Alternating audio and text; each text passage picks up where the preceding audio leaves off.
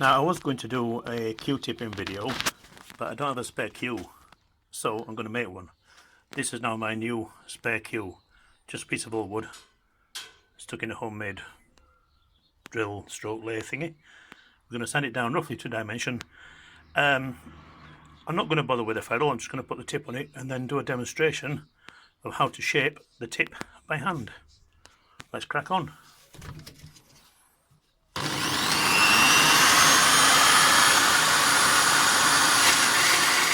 Right, so it's smooth enough for what I want now. It's still not smooth, but for this purpose, it's perfectly fine. So next up is, we've got the Q, and we've got the tip. So the idea is put the tip on there. If the tip is too big, and very often it is, when I do a tip, I always pick something oversized because it's just easier.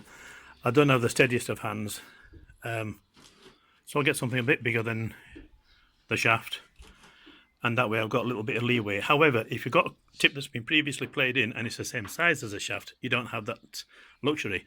So what you can do instead, get a piece of angle, and the idea is, and just lay your tip into the angle like that, and if it's the same size as your shaft, glue them together in the angle. The camera's not going to pick this up very well because I'm trying to do this one-handed,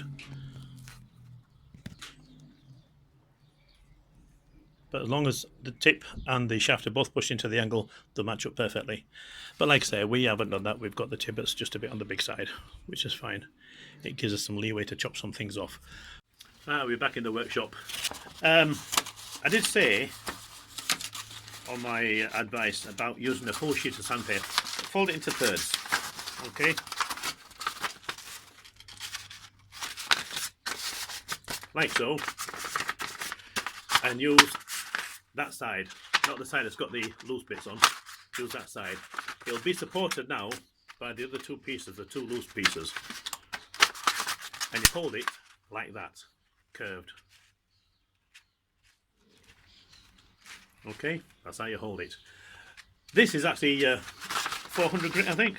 400 grit. It's too fine for what we want, so let's throw that away. For the grit that I want, I don't actually have a full sheet, so I'm limited to my my orbital sander pads. This is 180 grit. This is a reasonable size grit for what we want.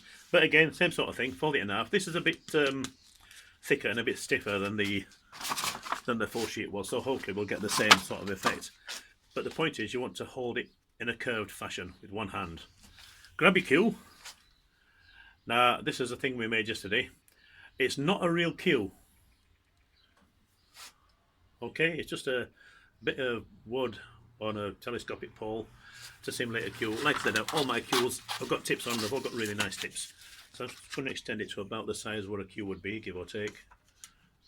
Give or take about there. Tighten it up. So make sure your Q is fully assembled, it's stood up, and you can rest the bottom of the Q on the floor. If you're worried about damaging the Q, put it on a bit of lino, a piece of wood, not on concrete. Stick it on a slight angle so you can get at it, and we'll begin sanding. When you're doing sanding, always do it in a downward stroke, and use, if you look where I'm doing the strokes on the paper, it's not where I'm holding it. I'm holding it at the bottom and doing the strokes on the top half of the paper. Okay, so the paper is going to fold itself around the tip. It's going to take the shape of the tip, and just keep the Q constantly turning. You do not want to do this on a belt sander. It's just way too vicious. You'll end up taking off way too much. Then you do some on the other side, you take off too much on that side, and you go back to the first side. It's like the old chair table leg thing, where you try and sort of level out the table by sawing off a bit of one leg, then a bit of the other leg, and a bit of the next leg, and before you know it, your table's on the floor. So this will do a little bit, quite a lot of times. Keep the Q turning, that's the secret. So watch me right hand, it's constantly turning the Q. And notice how steep I'm holding the paper. Take a little look at that. See, we're getting a nice shape in it already. Okay. So don't be scared about holding the paper at a steep angle. Keep the Q turning. Now we can flatten up a little bit. We've got the sides roughly where we want them. This is not the same size tip you'd normally find on an American pool cue. This is more like your snooker cue size tip. This is about 10 mil, I suppose. So I'm kind of going at a medium angle now. We started off steep, went a bit shallow. That's almost done. Let's see if we can get a good look at this. I'm going to shorten this up a little bit so I can get it up close to the camera. Okay. That's not a bad shape at all, actually. Quite quick. And again, if you're not sure about it, on a new tip, of course, you've got quite a high shoulder there. So plenty to work with. If you think you're going to mess it up, what you do, if you think it's messed up, plan it off.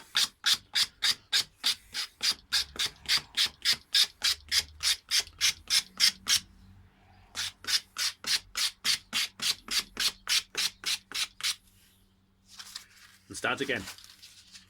And if you look where I've been sanding, by the way, all the sanding strokes are at the top half of the paper, all of them. Right, I'm holding the bottom half, you can see that. Strokes are at the top half. You're not putting your hand behind the paper, you're just curling the paper, let the paper do its own weight on the tip. And again, just keep it turning. Let's just extend this a little bit.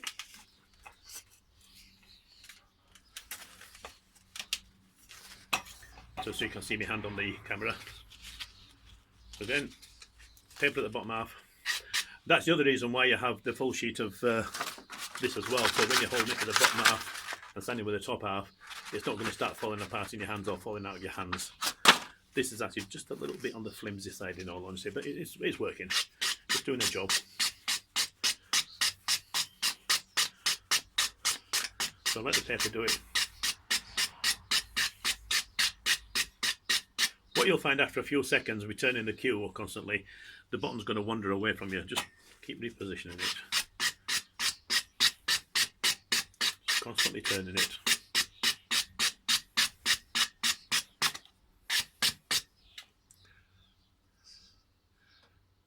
What you'll also find, let's just hold this up a little bit. Boom, boom, boom. I don't know if you can see that.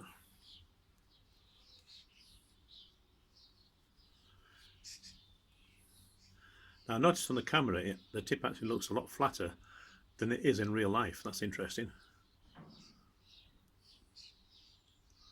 In real life, the tip, to me, it looks about twice as curved as it does on the camera. That's an interesting effect. But what you'll find, once you've got it shaped in like that and you start playing with it, if you hold the cue in a particular orientation, you're going to start getting a sort of a flat spot on one side of the tip, and that's fine because it's just playing the tip in. The tip's going to start compressing while you're playing it. That is okay. There's a couple of ways you can sort of cheat on that. You can either play it in and deliberately turn your cue in different directions so you can compress it on each side as you're playing it in. That is all what the playing in process is. Or you can cheat and you can do this.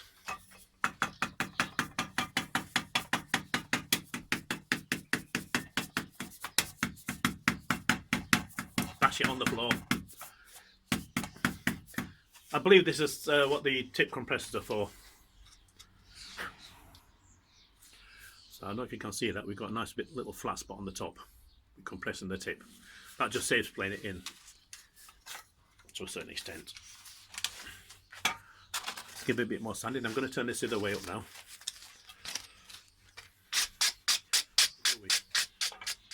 What's this? Triangle Pro. Pop some of that on it.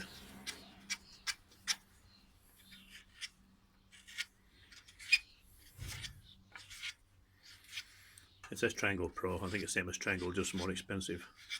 But nothing wrong with Triangle Choke. And a perfectly formed tip. So I'll try and get a couple of pictures of this and I'll post these on the video as well.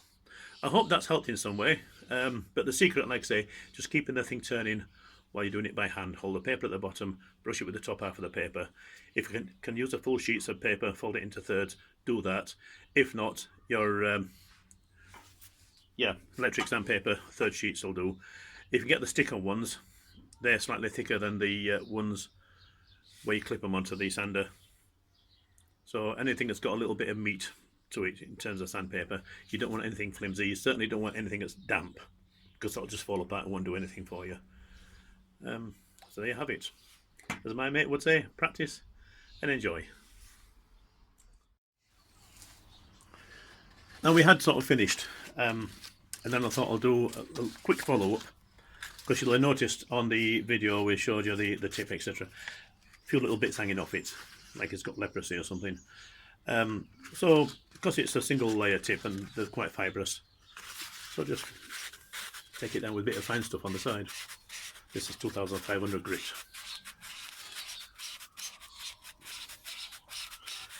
I'd normally do this up and down with the grain. I've only got literally a couple inches to work with.